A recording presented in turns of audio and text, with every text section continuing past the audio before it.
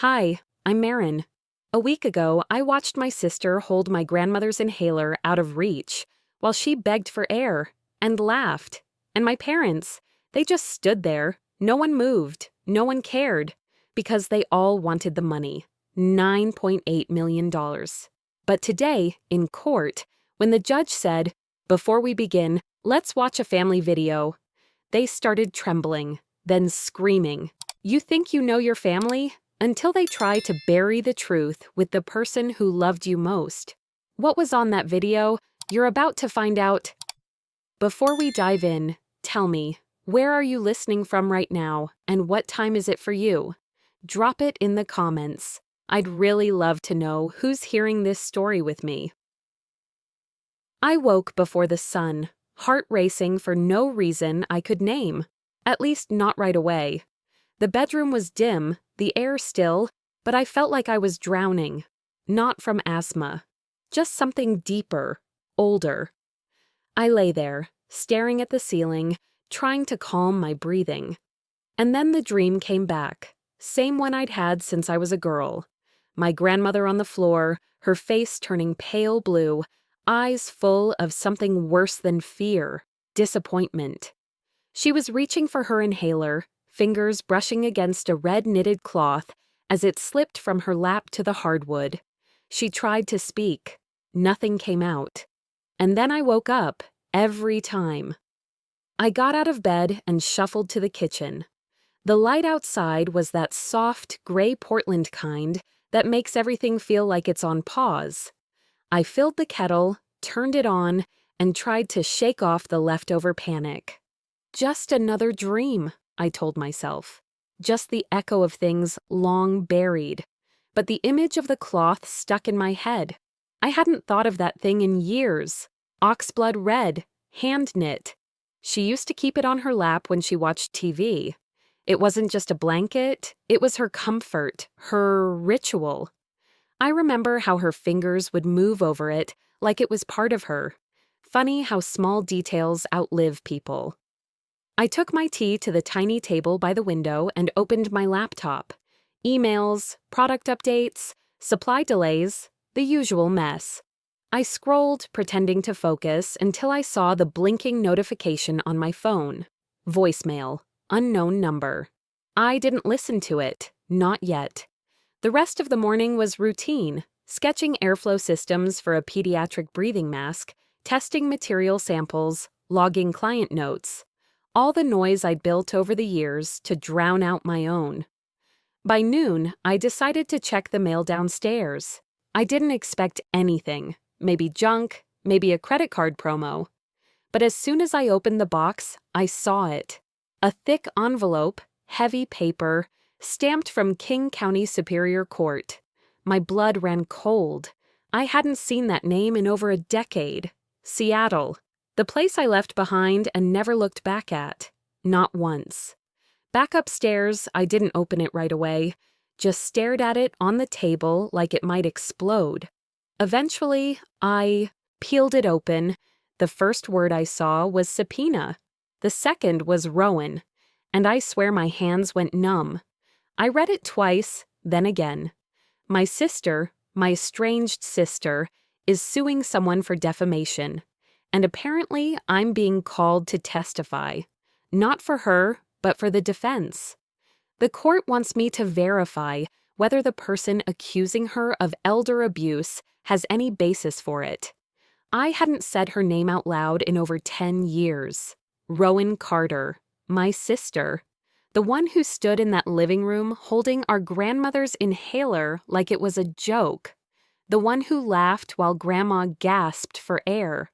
The one who told me later I was being dramatic. I told people what I saw. I was 14. Nobody believed me.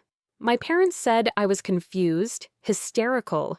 They said Grandma had heart trouble, not asthma, and I misread the situation. They buried me in silence, and eventually I learned to stay buried. I closed my eyes and rubbed my chest. It wasn't asthma, but it felt just like it. Tight, heavy, like breathing was a task.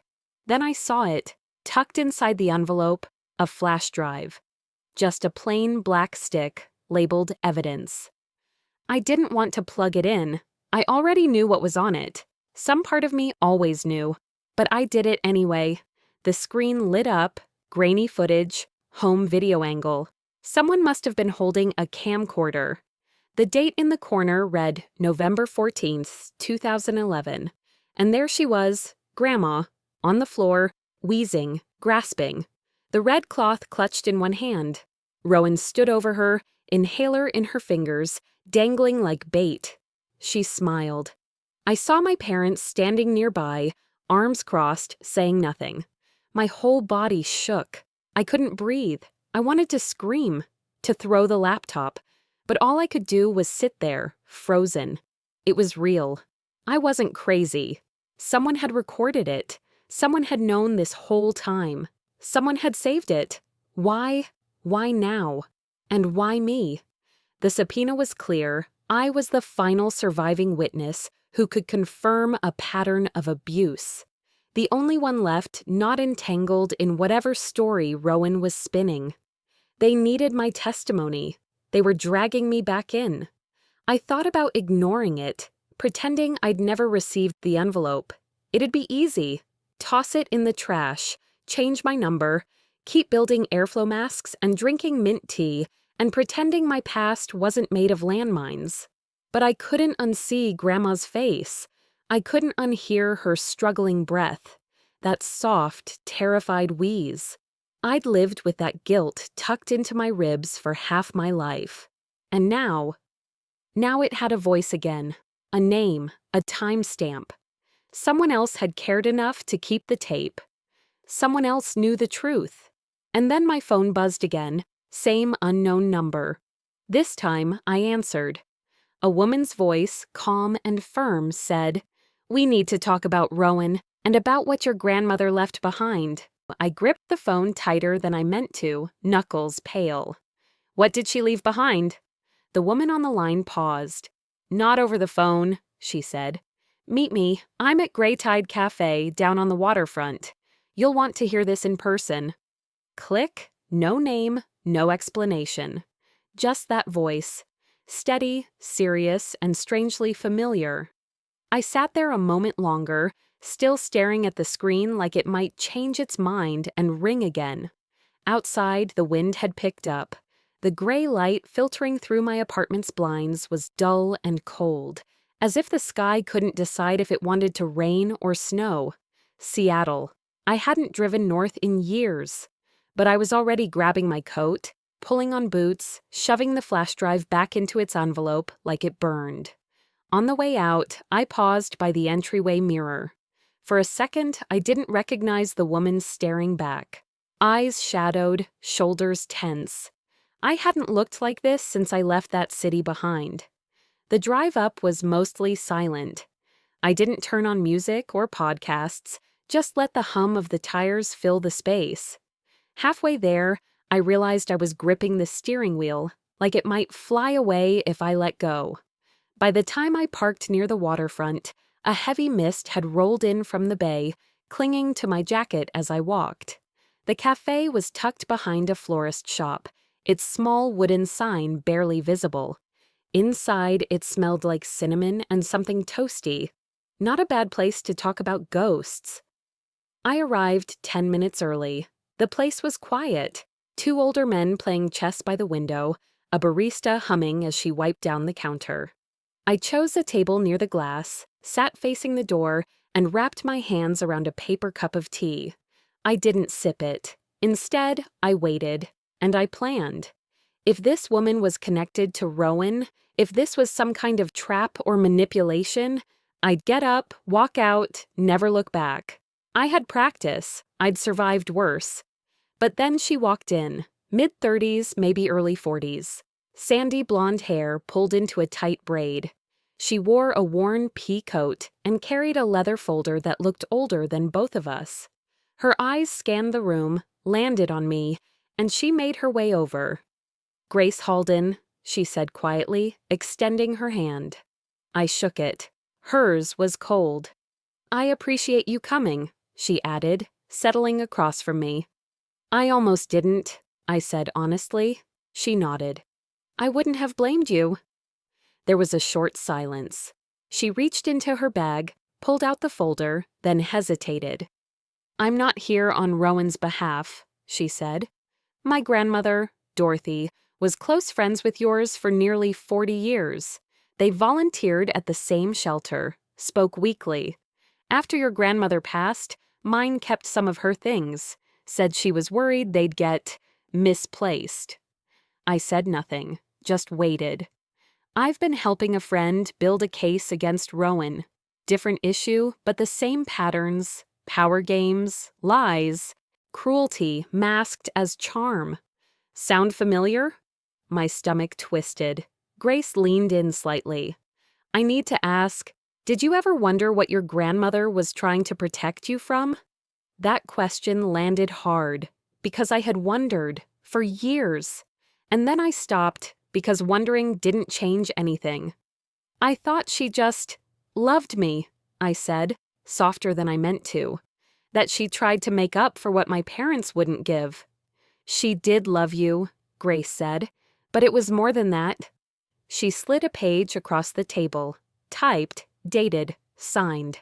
A statement, she said. From Helen Vaughn. She was your grandmother's in-home nurse for about 9 months before she passed. I scanned it. Each line felt like being pulled underwater. Medication was routinely withheld by Rowan as a disciplinary measure. She referred to it as teaching her a lesson. Parents present during some incidents but offered no intervention. The client often clutched a dark red knitted cloth during moments of fear. That last line stopped me. Oxblood, the same color from the dream, from the video. I swallowed, hard. My breath came shallow. It wasn't asthma, but my body didn't seem to know the difference. I thought I made it all up, I whispered, not even sure I was talking to her anymore. Grace didn't interrupt. She let the silence sit. I was told for years that I was dramatic, that I'd imagined it all. That memory is tricky and trauma twists things. Memory doesn't twist that far, Grace said gently. I looked at her then, not just with my eyes, but with that old, cautious part of me that knew how to read people fast. She wasn't playing a game, and she hadn't shown me the worst part yet. Your grandmother kept a journal, she said. We didn't find the original. It's gone. But Dorothy had copied a few pages, said she felt something wasn't right. She opened the folder and placed a photocopy in front of me. It was unmistakably my grandmother's handwriting, curved and neat, the letters almost dancing. I can't trust Rowan with the accounts anymore. Too many discrepancies. She lies to Marin's face without blinking. I wonder if she's done worse behind my back. She's trying to erase Marin. I won't allow it. I need to make sure she's protected. My eyes burned, but I didn't cry. I couldn't. She saw it, I murmured. She knew. She did, Grace said, and she tried to document it. But after she passed, everything vanished. Her lawyer said her will was straightforward, but Dorothy always believed something had been changed. I leaned back, the words settling like stones in my chest. All this time, I thought I'd left to save myself. But maybe I was also leaving behind someone who had fought for me in ways I never understood. So I wasn't imagining it, I said. Grace nodded slowly. No, and she wasn't either. There was something steady in her tone, like she'd already made peace with the truth, and now it was my turn. I looked down at the journal page again. The words didn't shake like they used to. They anchored. She tried to protect me, I said, and I left her behind. You were a kid, Grace replied. You survived. That's not abandonment. That's survival. Still, the guilt didn't lift, but something shifted, a quiet resolve pressing against my ribs. I don't want to go back into that courtroom, I admitted, or look at Rowan's face, or pretend like I belong to that family. You don't have to pretend, Grace said, "but you might be the only person left who can stop her." She paused, then finally said what she'd been holding back. "I think Rowan altered your grandmother's will, and I can prove it, if you're willing to see the rest." Her words hung in the air between us like something sharp. I didn't respond right away. I just followed her out of the cafe and into the cold Seattle wind, the taste of salt in the air mixing with the heaviness sitting at the base of my throat. Grace walked a little ahead of me, quiet, focused, as if she'd rehearsed this moment more times than she wanted to admit. We reached her apartment a few blocks uphill. The building was older, the kind landlords keep patching instead of fixing. She unlocked the door, pushed it open, and stepped aside. "Everything you're about to see," she said softly, "your grandmother intended someone to find." I crossed the threshold and stopped. The place looked more like an archive than a home.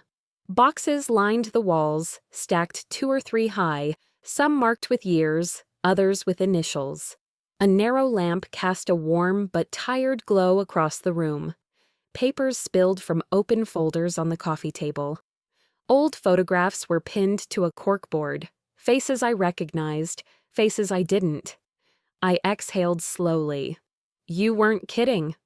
"Sorry for the chaos," she murmured. "I've been working through all of this for months." She moved toward a cluster of boxes near the sofa, pulling one forward.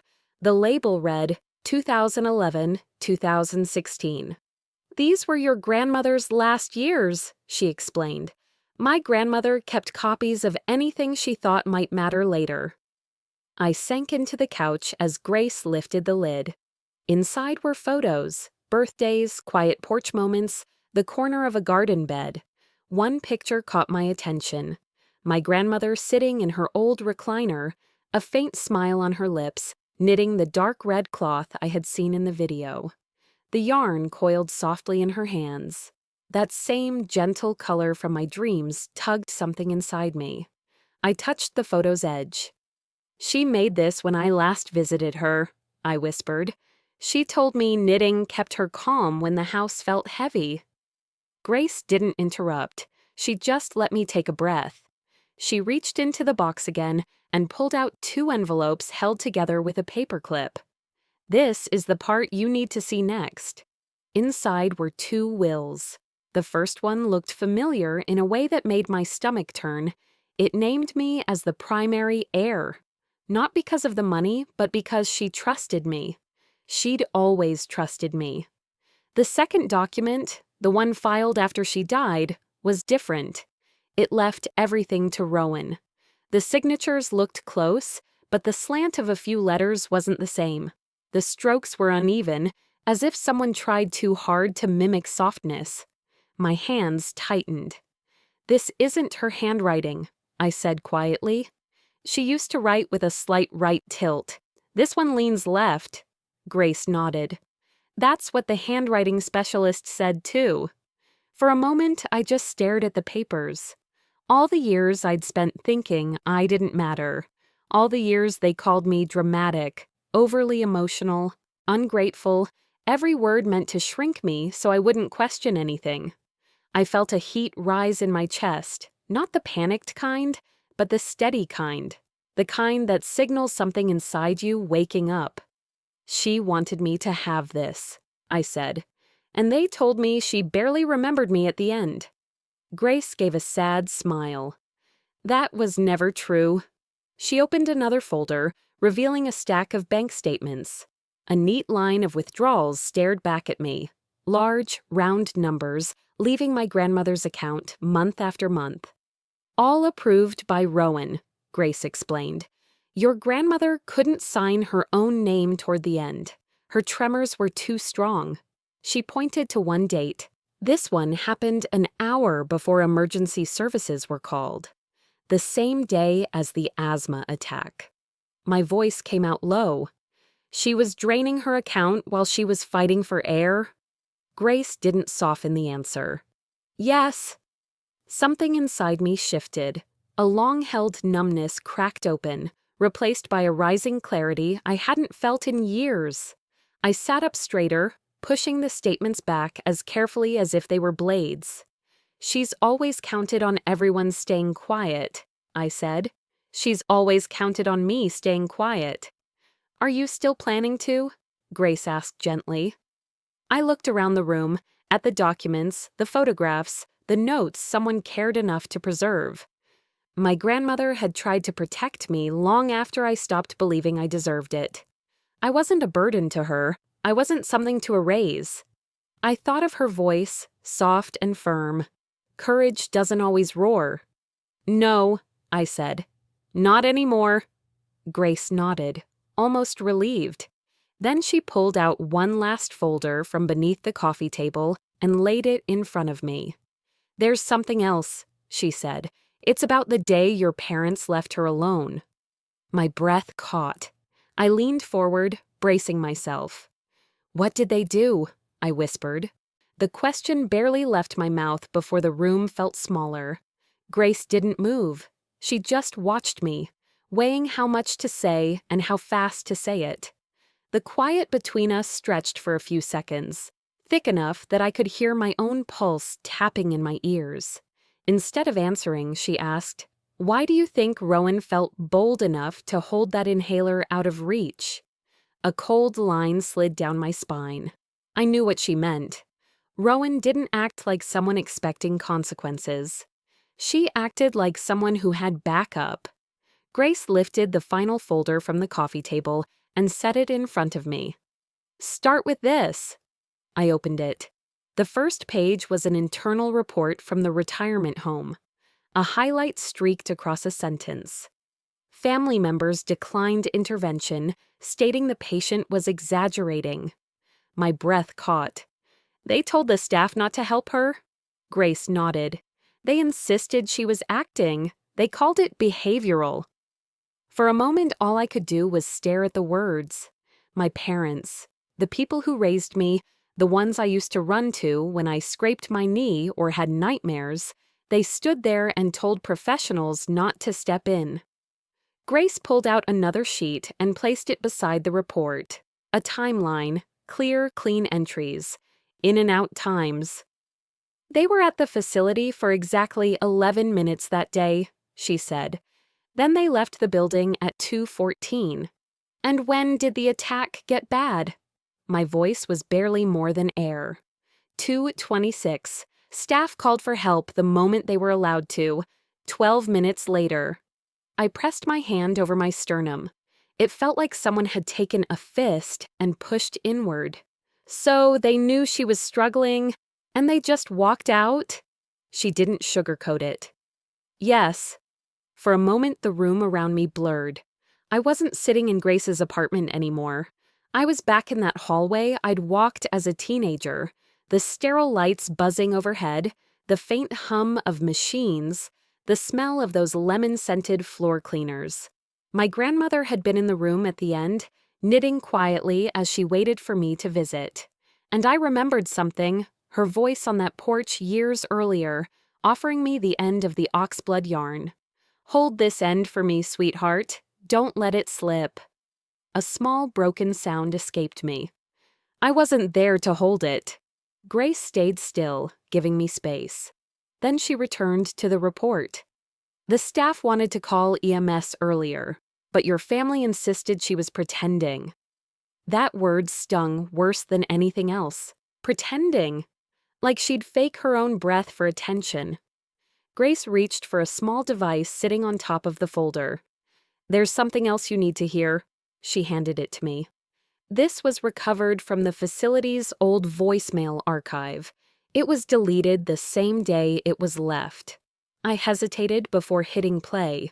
Rowan's voice filled the room, clear, firm, irritated. Mom, Dad, she's faking again. We need to move fast before she signs anything else. Just stick to the plan. My stomach turned. Hearing it out loud was worse than anything I'd imagined. It wasn't panic, it wasn't confusion, it was strategy. Cold, calculated strategy. I set the device down carefully, like it might burn through the table. So they all knew, I whispered. They weren't bystanders. They were in it together. Grace lowered her gaze. They aligned themselves with Rowan. And they did it knowingly. A slow ache spread behind my ribs. People talk about losing their parents, illness, accidents, time taking its due. But losing them to greed, losing them while they still walked the world, there's a different kind of grief in that. One without funerals, one without casseroles from neighbors. Just a long, quiet ache. I leaned back, staring at the documents spread around me. The room hummed softly. Old pipes, cars outside, someone's dog barking down the hall. Life happening all around while mine tilted in a direction I couldn't undo. For years, I made excuses for them. They didn't know better. Rowan manipulated them. Maybe they panicked. But the truth was here, printed and highlighted. They chose to abandon her. And by extension, they abandoned me. My voice came out steady, even though I felt anything but. They let her die slower. Grace sat beside me. She didn't touch me, just stayed close, as if anchoring the moment. This is why the judge ordered everything released. He wants the truth on record. I blinked at her. Everything? You mean the video I saw? There's more, she said softly. A recording your grandmother made the week before she passed. Something she wanted someone, maybe you, to find. My fingers went cold. A prickle ran across the back of my neck, like someone had just whispered a secret I wasn't ready to hear. She knew this would happen, didn't she? I said. The words hanging in the air, like something already proven. Grace didn't answer right away. Instead, she gently closed the folder and stood, moving toward the window. The rain had started again, not heavy, but steady, with that kind of insistent rhythm Seattle seemed to know by heart. Drops tapped against the glass, blurring the city lights into soft halos.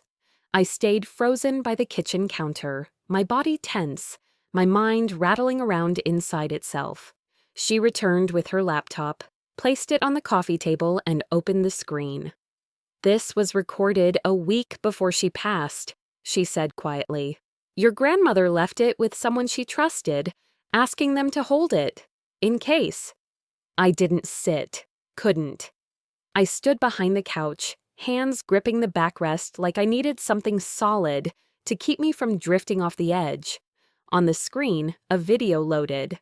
My grandmother appeared, sitting in that same faded armchair I remembered from my childhood, the one with the embroidery worn smooth at the arms. She wore her shawl, the cream one with the stitched border. A ball of deep red thread sat on the side table behind her. Oxblood. My chest squeezed tight. I didn't need anyone to tell me this was deliberate. Her voice was softer than I expected, but steady. If this message is playing, she said, then someone I trusted has tried to bury what I know. And you, Marin, you must be ready now. My throat closed. I hadn't heard her say my name out loud in 13 years. She kept speaking, slowly, carefully, as if every word had weight. I'm afraid of Rowan, and I'm afraid your parents will follow her lead. Money changes people, sometimes faster than you think. I wanted to interrupt the video, to reach through the screen and ask why she never said this to me directly. Why she held it in until after it was too late. But I also knew the answer. She had tried to protect me, just not in the way I expected. Her voice softened. If anything happens to me, Marin, don't blame yourself. You were always the one who held on to the other end of the thread. I choked.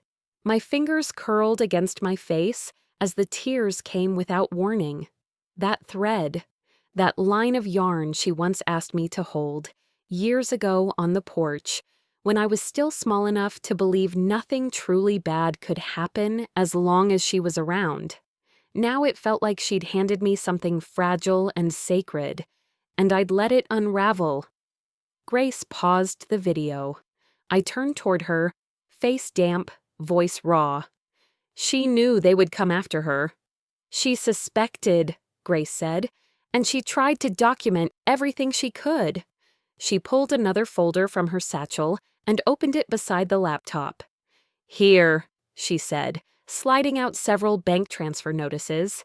These were flagged by the court investigator. Your family tried to delete these from the digital logs before probate was finalized. My stomach turned as I scanned the documents. Large. Transfers. Same amounts, same recurring account number, some marked reimbursement, others just labeled MISC. The kind of thing someone might overlook if they weren't looking at all. She wasn't just their future inheritance, I whispered. They were draining her while she was still alive. My knees gave out. I sank to the floor, knees pulled close, feeling hollowed out. I kept thinking they were just misguided, that they didn't know the whole story. But this, I couldn't finish. My mouth moved, but nothing came out. Grace lowered herself beside me. She didn't touch me, maybe sensing that I wouldn't be able to handle comfort just yet, but she stayed close. Your grandmother wasn't afraid of dying, she said. She was afraid of dying unheard. That broke something in me. All those years I told myself not to make noise, not to dig up old pain, that it was better to forgive and move on. I thought silence made me strong. Turns out it just kept their secrets safe. If she trusted me that much, I said, voice cracking, then why didn't I see it sooner? Grace looked at me, kind but unflinching. Because good people never expect betrayal from their own blood. And just like that, the self-blame started to loosen its grip.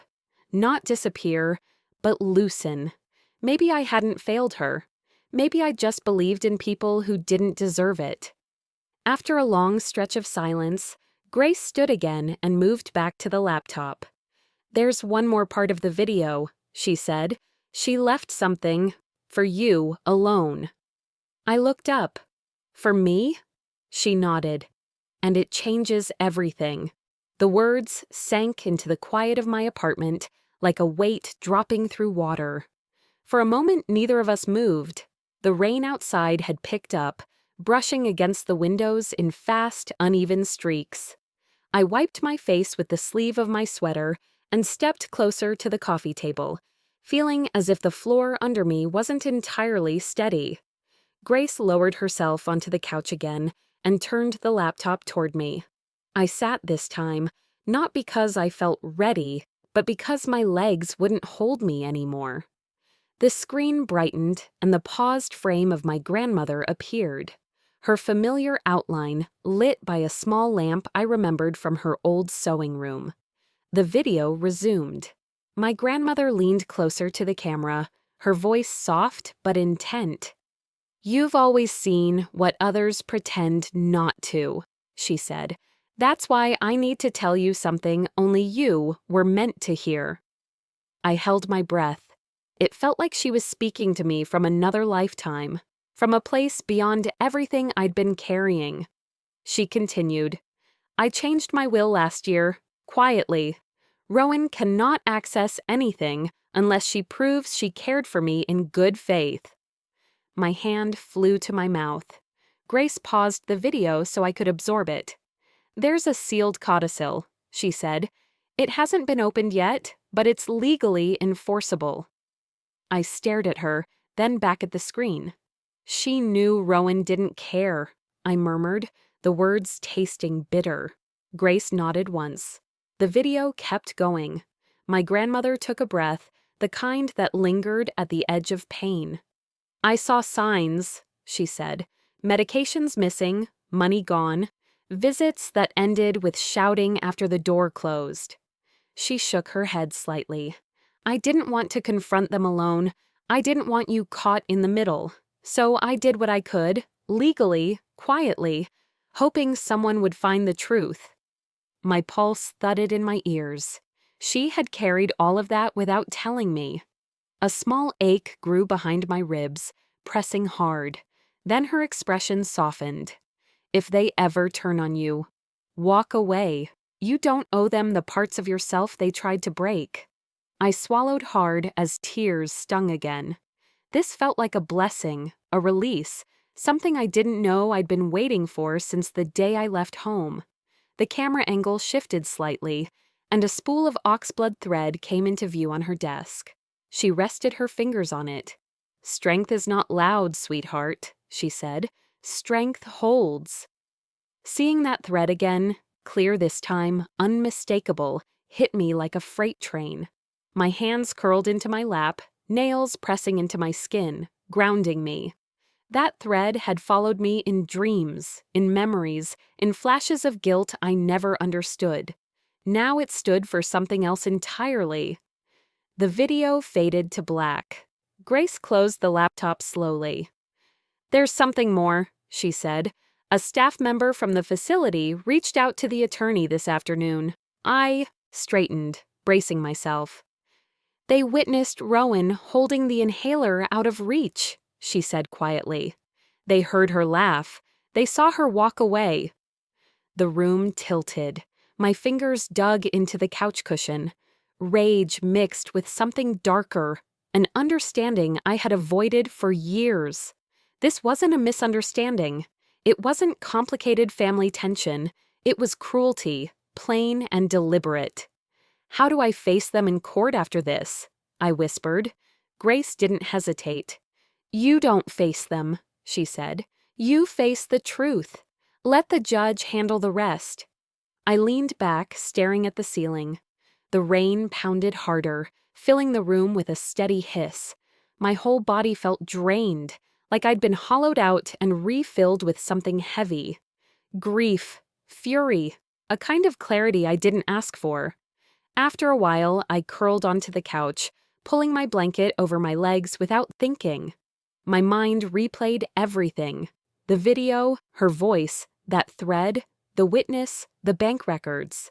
All the pieces my family had tried to bury. Somewhere under the grief, something began to take shape. Not rage, not yet, but resolve. A quiet, stubborn heat. My phone buzzed on the table. I reached for it reluctantly, thinking it might be the attorney. Instead, Rowan's name appeared on the screen. The message read, "Don't bother showing up tomorrow. We've already handled everything." I stared at the words until they blurred. Grace leaned over to look and let out a slow breath. "They have no idea what's coming," she said. The truth was, neither did I.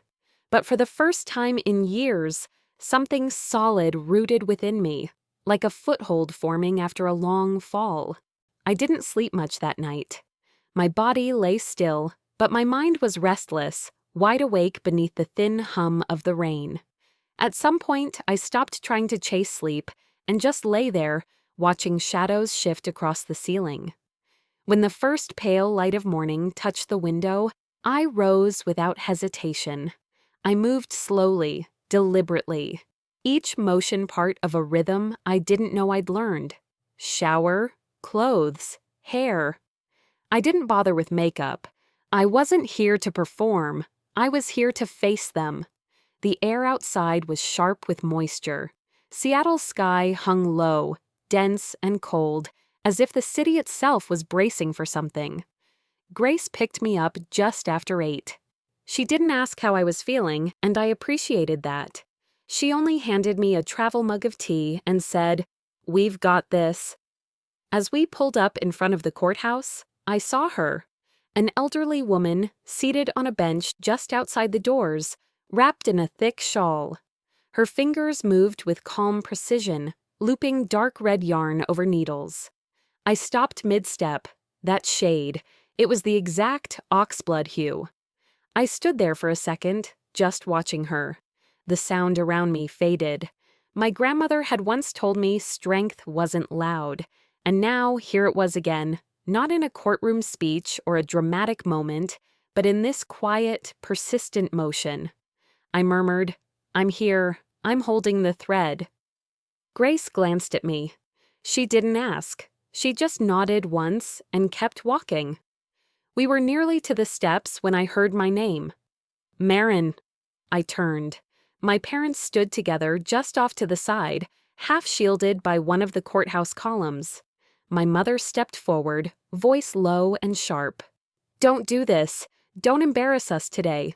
My father's tone followed, colder. "Keep your mouth shut. This is family business." family business. I looked at them, really looked.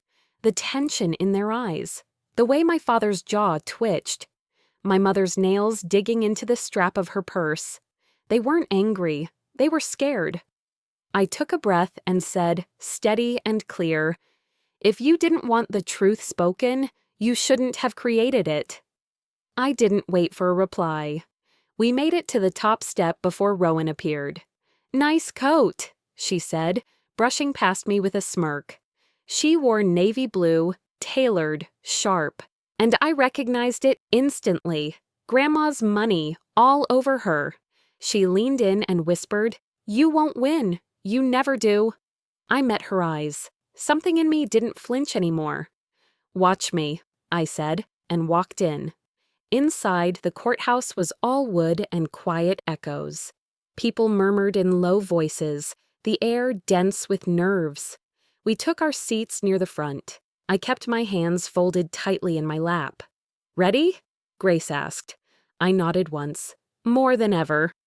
The judge entered, glasses perched low on his nose. He called the room to order, his voice steady, uninterested in drama. Rowan was on her feet before he finished his opening.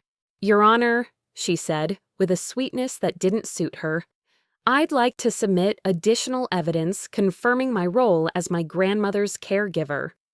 Grace leaned over and whispered, "Here it comes." Rowan handed the bailiff a thick stack of documents. The judge flipped through them slowly.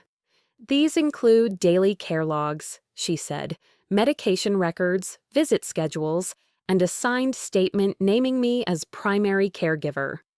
My stomach churned. Lies, every page of it. And she did it with the same smile she'd worn at Grandma's funeral. The judge frowned. "These signatures," he said, holding one of the forms up, "appear inconsistent." Rowan shrugged. "That's how old people sign, Your Honor. Some days are better than others." A few people in the gallery shifted. Someone whispered. The tension cracked like a floorboard. I stood. I didn't ask permission. "My grandmother's handwriting didn't change," I said, calm, measured. "Yours did." Rowan's head whipped toward me. The color drained slightly from her face, but she held her tongue. The judge leaned back in his chair, gaze narrowing. "I think," he said slowly, "we'll pause here." He turned to the bailiff. "Prepare the playback system. Court will now view a video recorded by the deceased 1 week prior to her passing." I felt Grace's hand close over mine. Rowan didn't say a word, but I saw her jaw tighten. I saw the fear flicker behind her carefully applied mascara. And just like that, the room shifted. They weren't in control anymore. A cold surge of adrenaline ran through me as the lights dimmed and the screen flickered to life. The courtroom, just moments ago, filled with side glances and hushed whispers, fell into an eerie silence. Even the sound of someone adjusting in their seat echoed like thunder against the walls. The video opened in my grandmother's bedroom. The camera angle was still, quiet. The soft hum of an air purifier, barely audible beneath the sound of her labored breathing. There it was, the spool of oxblood thread, resting on the nightstand, laid in a perfect circle. She had placed it there on purpose, a message, a symbol, a promise not yet broken. I gripped the edge of the table in front of me as my chest tightened. I wasn't sure if it was fear or grief, or both. Then Rowan appeared on screen. She stood over my grandmother, inhaler in hand, but just out of reach. "Go on," Rowan said, her voice sickeningly sweet. "Breathe, you useless old woman." Gasps rippled across the room. I felt my spine go rigid. Grace reached for my arm, but I couldn't look away. On the screen, my grandmother raised a trembling hand, her face pale with effort, desperation pulling at every inch of her body. Rowan just stood there, watching, laughing. The camera panned slowly, capturing the figures behind her. My parents. My father stood with his arms crossed. My mother's hands were clenched at her sides. Neither moved, neither spoke. They didn't stop Rowan. They didn't help. They watched. The judge's jaw tensed visibly. His pen, once moving across his notes, had stilled. Then it happened. My grandmother's chest heaved, once, twice, before she clutched her side and collapsed sideways. The inhaler hit the floor with a soft clatter. Rowan took a single step back, annoyed, as though my grandmother had just disrupted her day. My parents exchanged a glance. Still, no one moved. I pressed my fist to my mouth to keep from crying out. Rage and heartbreak tangled so tightly inside me, I couldn't separate them anymore. Suddenly, the video shifted. Another angle. A second, hidden view. This one caught the side of the room, just enough to capture Rowan turning toward my parents, her face hard. "Stick to the plan," she hissed. "She's exaggerating. Don't call anyone yet." My mother nodded. My father said nothing. The courtroom erupted in a low murmur. Rowan leapt from her seat. "That's fake! That's edited! You people are manipulating the court!" The gavel slammed down. "Sit down, Ms. Rowan." Rowan froze, then slowly, reluctantly, lowered herself back into her chair, her expression cracking. Her parents, my parents, sat frozen, their faces drained of all color. Then came the final blow. The video cut to a recorded statement, time-stamped and verified. A staff member from the facility appeared on screen, seated in front of a legal backdrop. "I witnessed Ms. Rowan deliberately withhold care," the woman said, her voice calm but firm. "I saw her mock the deceased. I heard her instruct the family not to intervene. I submitted incident reports that were never followed up." My breath caught. My stomach twisted, and I felt every part of me hollow out. It was confirmation. Everything I feared, everything I tried to justify as misunderstanding, laid bare in front of strangers. The lights rose slightly, the video ended, and still no one in the courtroom spoke. The judge looked over his glasses at me. "Ms. Marin," he said, "is there anything you wish to say before we proceed?" I stood. My knees shook, but my voice didn't. "My grandmother trusted me to hold the thread," I said. "They cut it." Not a single person moved. The silence that followed wasn't empty. It was reverent. Heavy with the truth no one could unsee. The judge cleared his throat. "In light of the evidence presented," he began, his voice steady but resolute, "I am halting all estate proceedings, effective immediately. This matter is being referred for criminal investigation." Rowan slumped forward, arms crossed over her chest.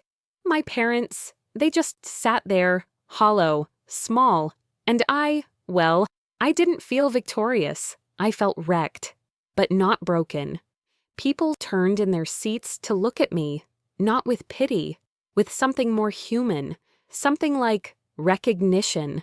I wasn't just the woman who brought the case, I was the one who stood up when no one else would. Grace leaned close and whispered, "That was everything she needed you to say." I nodded, barely able to breathe through the pressure in my chest.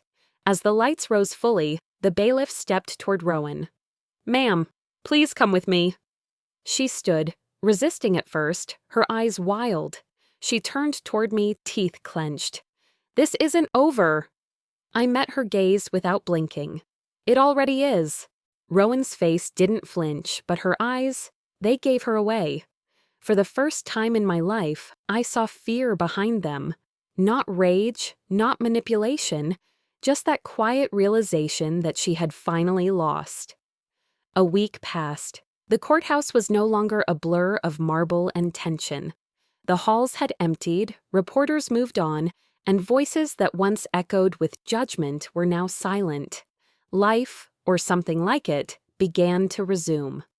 One morning, I sat at my kitchen table, sunlight bleeding through the blinds, soft and cold. Grace's email blinked at me from my phone. No fanfare, just bullet points typed with care. Rowan was officially under criminal investigation, elder abuse and financial exploitation. My parents were named as knowing participants. The estate was frozen until further review. My thumb hovered over the screen, but I didn't forward it. I didn't text it to anyone. I just sat there and breathed. The kind of breath that feels foreign at first, like a new room in your own house. I didn't cry. I didn't smile. But I exhaled. And that was something. The house was quiet in a way I hadn't known before, not eerie, not empty, just still. I walked slowly through each room, my hand grazing familiar surfaces. The stack of unopened mail by the door, the cardigan my grandmother once knitted for me, still draped over the couch. It felt like she had left a soft imprint everywhere. And yet, somehow she was more present now than she had been in her final days. Standing in the hallway, I whispered, "Grandma, it's over." And for once, I didn't feel the need to defend it. I didn't feel her asking for more.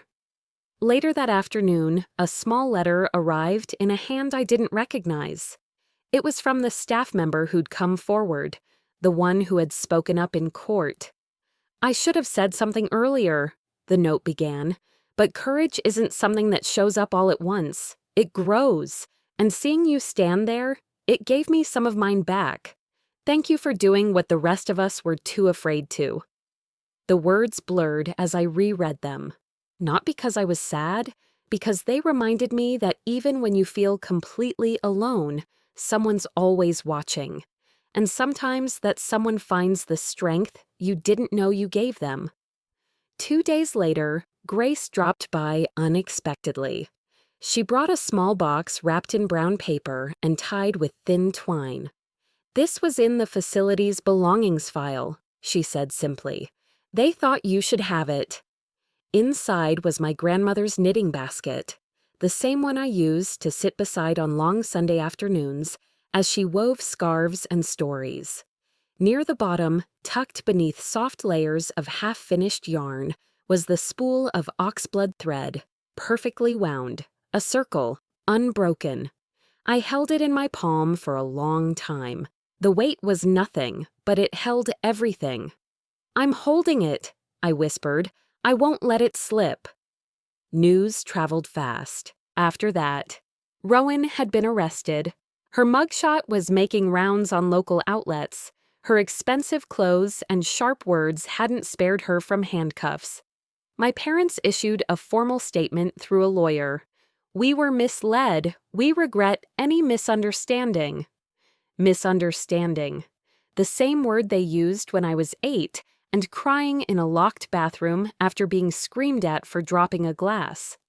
The same word they used to explain away bruised silences and slammed doors.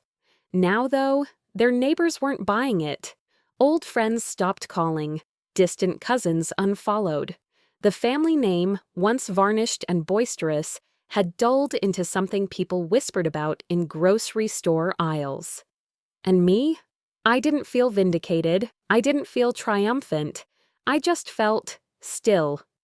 One crisp morning, I met Grace at the cafe down the block. We didn't talk about court. We didn't talk about Rowan or the news or lawyers. We just sipped coffee in that easy, tired way that two people who've been through something share without needing to name it. She asked, "What do you want to do now?" I stared out the window. Cars passed. A dog barked at a pigeon. "I want to live without apologizing for surviving them," I said. She smiled like she understood more than she let on, and I knew she did. That afternoon, I walked down to the lake. The bench was still there, weathered but sturdy. My grandmother's favorite spot, the one she always claimed had the best breeze for thinking. I sat quietly, watching the ripples on the water. Ducks passed by, unconcerned with anything beyond their next snack. I pulled the spool of thread from my coat pocket, unwound a few inches, tied a small loop around my index finger. It wasn't ceremonial, it wasn't dramatic, it was mine. "Sometimes the truth doesn't heal your past," I murmured, "but it frees your future." And in that moment, I knew something had changed. Not in the world, but in me. The silence didn't feel empty anymore.